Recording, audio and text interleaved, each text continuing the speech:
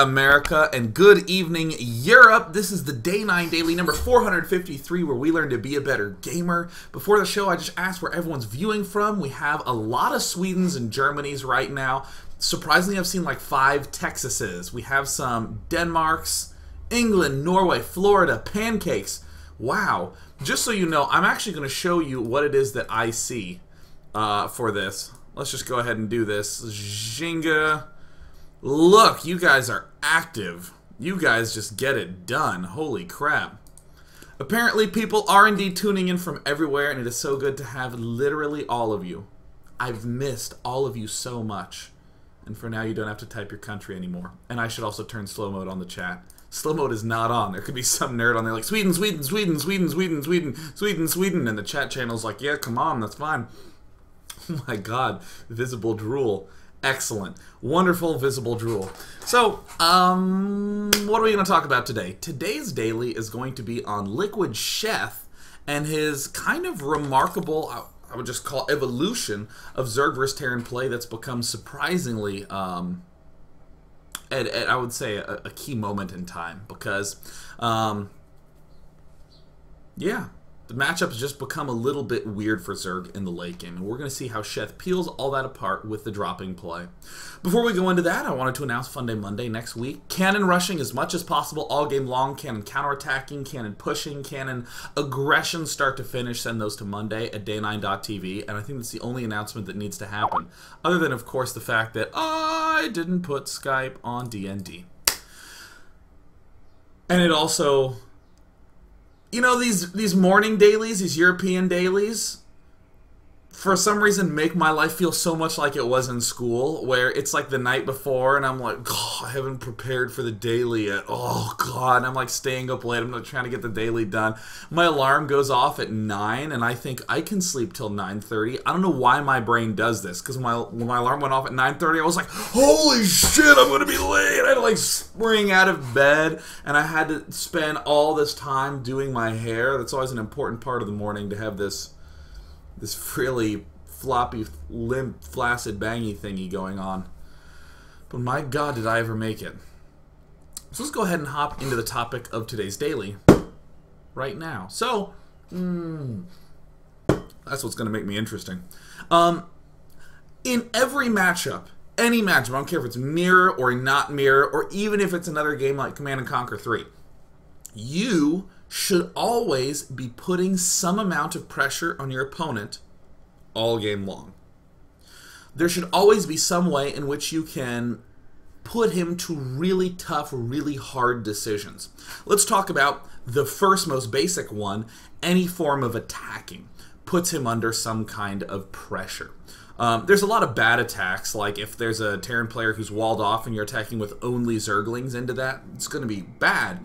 Won't really put on too much pressure, but things like Mutilus Cuirass, hitting him where he's weak, big Baneling Zergling pushes, some Infestor Ling attacks at the front, Terran doing medevac drops, Terran doing general marine tank pushes at the front. These are scary pushes that can quite possibly end the game, or at the very least do a good amount of damage. What's another form of putting extreme pressure on the opponent? Doing a lot of expanding. This is the parting, very popular Protoss vs. Terran style, that we even got the chance to see last night in the Golden TV Star League, where he takes 3 bases against Terran very quickly. Suddenly, Terran is scrambling to figure out some way to deal damage to Parting's economy, because he has 3 Nexuses up, and with the rate that Chrono Boost can build probes, he's going to have 60 to 70 probes by the time Terran's at around 48. So this makes the Terran extremely uncomfortable. These are literally the 2 ways that you essentially put pressure on the opponent. And I'm trying to think if there's any others. You know, I had a few other categories, but I'm realizing that, yeah, it basically comes down to expanding or attacking. Puts on the hugest amount of pressure against your opponent.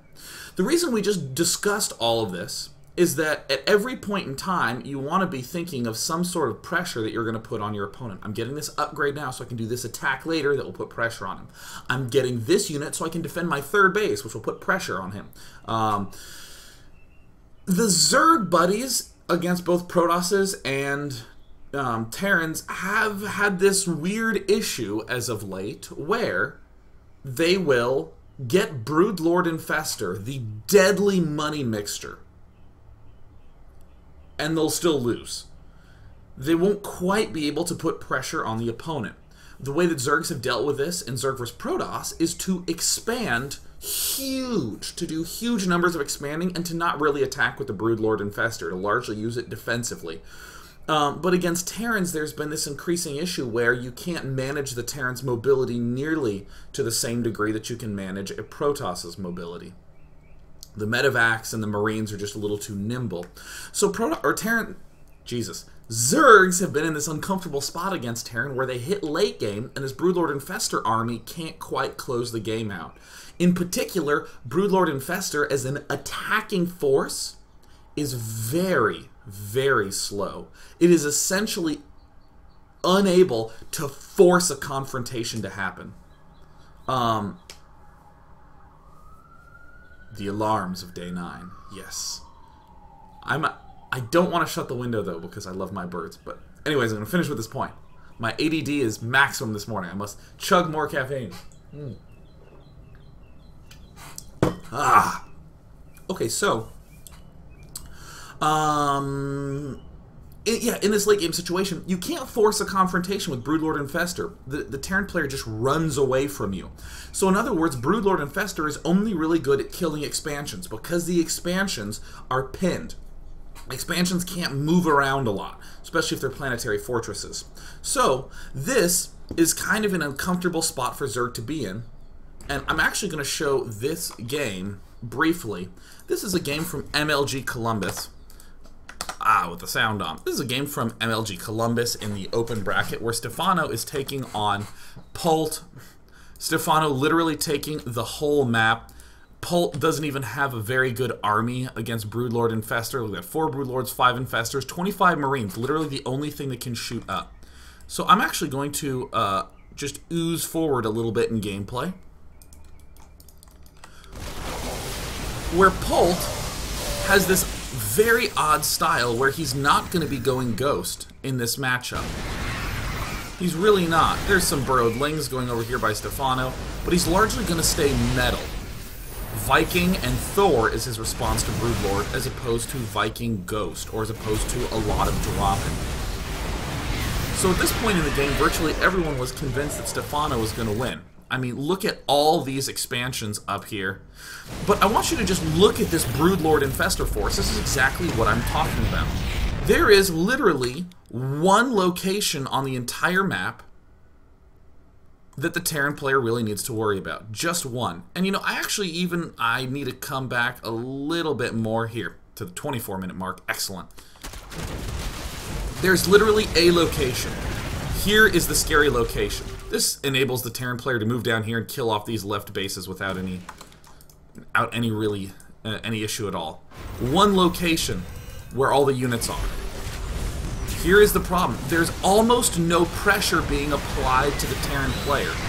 I mean, we're trying to expand, but he can deny our expansions rather easily because we can be in one position at once. And sure, we can kill off this expansion, but Polt can continue to run away. Let me just make sure the sound's not too loud because, yep, I was playing some games last night, so I crunked it up. There's exactly one location where all these things can be. And if they just get caught in a little bit of a yucky position once, they're going to crumble. Now, to note, we are at the 27-minute and 23-second mark, and this marks the slow downfall of Stefano in this matchup, but I'm even going to come back to the 24-minute mark where it looks like, yeah, we've had Broodlords for about 4 minutes since that battle. Hell, I'm even going to come to the 22-minute mark. Have we had them that long? Yeah, we even had Broodlords at the 22-minute mark. It's been almost, what, a full 10 minutes of Broodlords, and they just haven't been able to do very much. I think, yeah, hell, even at the 20-minute mark.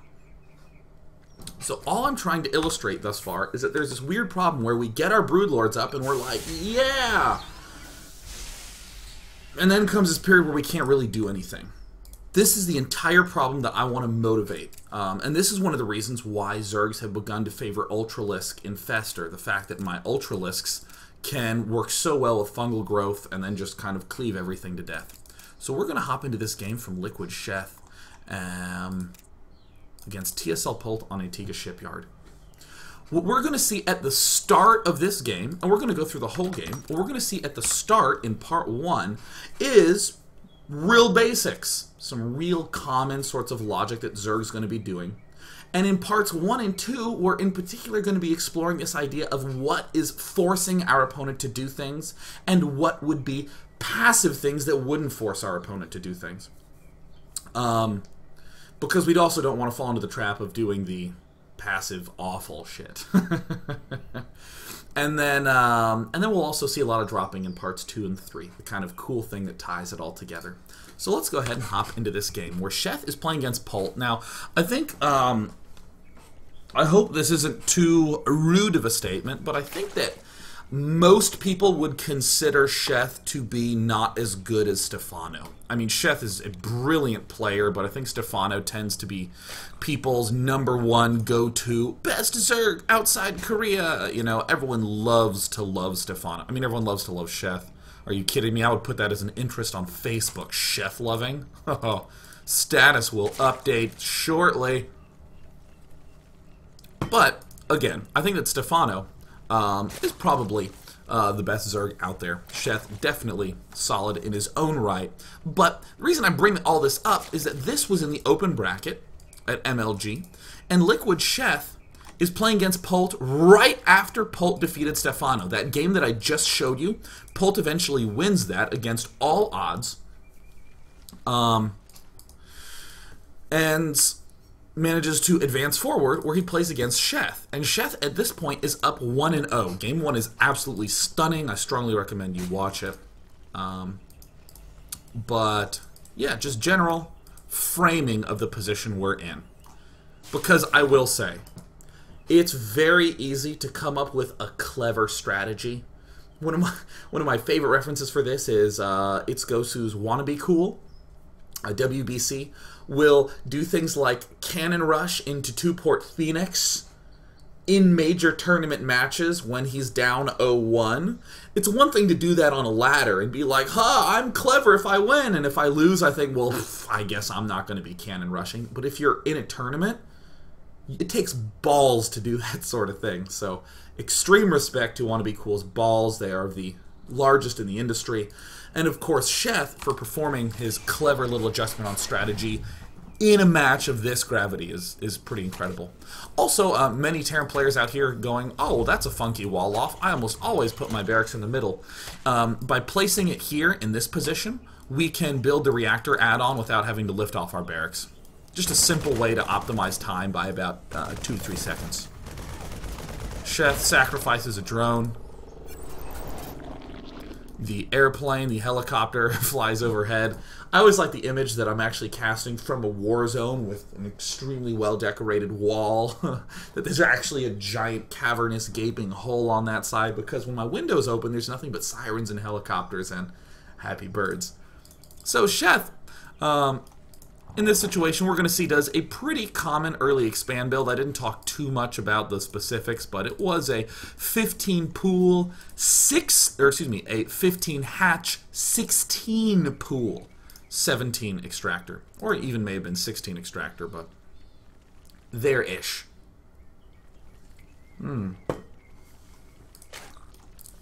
So, Sheth begins in a fairly standard way, opening up with double queen, getting his gas quite early.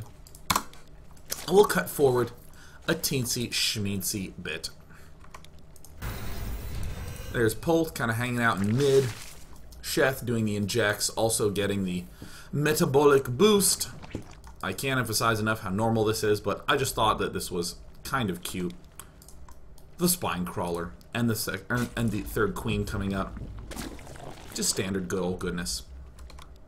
We're seeing Polt open up with a very typical basics framework. I'm going to open up with the double reactor Hellion, but Polt, I really love, does this. He just insta-gets the stim, And often players will insta-get the stim to do some kind of fast combat shield afterwards and do kind of a middle-ish timing push, because combat shield is about 2 minutes long, stim pack is about 3 minutes long, so they intend on doing a push just after 10 minutes. Pretty typical good stuff. But Polt's actually going to use this for an ultra-fast drop play with just the stim. It's going to come pretty early. Love it. So Sheth, like many zergs nowadays, especially now that they removed the Lost Temple that had that frickin' ridge that you could just tank drop every single time, or even worse, Thor drop. Since zergs don't have to worry about that, they just keep droning. And around 44 food, we see Sheth put units back into his extractor. And around 44 food, we begin to see finally building more zerglings. 7 are on the map right now. But the biggest goal for Sheth at this point in time is to secure this front. Now, we've talked about this sort of basic build order structure that I think most zergs, especially Diamond and Master zergs, are like, yeah, Sean, of course, obviously. But I want to reframe all this into the how are we applying pressure to our opponent. In this circumstance, we are applying some pressure to our opponent just by the virtue of droning up so hard. We are forcing Polt to do either some sort of aggressive play, which is exactly what we see Polt doing. Here's the barracks, here's another barracks, and here's the starport about to get a reactor. Or we're forcing our opponent to go for some sort of big economy play, which would be the bomber-style triple command center with a factory and 2 barracks. And that was totally sick by Sheth. I love that. And also one of the reasons why he gets these 4 queens up and this 3rd hatch up. And you're starting to see the Stefano mixture of buildings, this good old 1-1. And also this is one of the essential core components to just breaking out and being able to get this, this Hellion harass to stop containing you. Now you can advance forward and take a 3rd. Pretty typical. But I would say that, how far is that in? Yeah, I can back up 10 seconds. Excellent. This position is the spot that we see your average Stefano mimic in. I'm getting my 3 hatches. I'm getting my 1-1 because Stefano gets 1-1 and I want to be like Stefano. And then following this up, getting the infester tech and trying to do cute things with that. There is a slight danger period when we're getting these, when we're going just zergling and before we've gotten infester. And Polt's timing attack is actually going to hit us right in this danger window. Anything that involves a reasonably early medevac, this isn't even like a medevac rush. This is just kind of reasonably timed. And note that we do finish stims. We got our Marine buddies. But Polt will push with 6 Hellions, a non-zero number of Marines, and 2 medevacs. And if we have just zerglings, it's going to give us some problems. There are other pushes like the Blue Flame Hellion and Marine Combat Shield push that gives our just zergling composition a lot of trouble. There's a variety of early pushes where if we are stuck in this zone, that we are in kind of a rough spot. So, we've just stated a problem. I want to state a passive move that could yield us some safety, but could be a little bit problematic. And then a more active, aggressive move that is putting pressure on the opponent. And we're going to see the first inklings as a result of Sheth's sort of overarching strategy.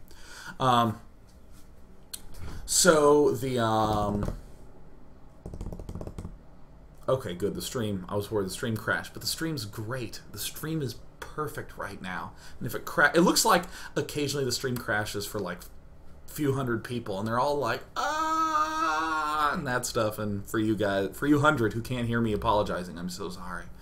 But I just want to finish this last thing. So we've stated that there are some threats that we can be under. If we were to go roach right now, we would be able to defend against some Blue Flame Marine pushes. We would be able to defend against this push Polt's doing, this Marine Hellion push. But then what? What can we do with our handful of slow roaches on our 2 to 3 on our 2 bases with 3 hatches. We can't really do much. That will help us defend against things, but it won't really help us do things back to our opponent. And the easiest way to check if something's passive is you just say, what is it that I'm defending against? Okay, what if I build those defenses and he just doesn't attack? If your answer is, oh shit, then that means you're probably doing something passive. For instance, if I build roaches, I can defend against this huge variety of things, but what if he doesn't attack with this stem marine hellion thing? Well, crap, I have 10 roaches sitting around, and that isn't going to be very useful now, is it? Ugh. To contrast this, Nest T goes for fast 3 bases with a fast roach. This was his old school style. And this, I like a little bit more. This actually works because we can get the Roach Warren to get our 3rd base up, and even if he doesn't attack, fantastic. We have 3 bases going on. We're putting pressure either via the expansion or via the attack. So in Nest T's case, where he gets the Roach Warren and has 3 bases, he's putting pressure on with the expansion. In this case, where we're on 2 bases, if we get the Roach Warren, we can't really put pressure on. So Sheth now has some other options. And the option that we're going to see him go for is this Baneling Nest. This is a pretty simple thing to do, but not a lot of Zerg players do it. And I love this because what if the Terran player is going for something a little bit too powery? Sure, we can just hit him with Ling Baneling. We can put pressure on by the direct attack at the front.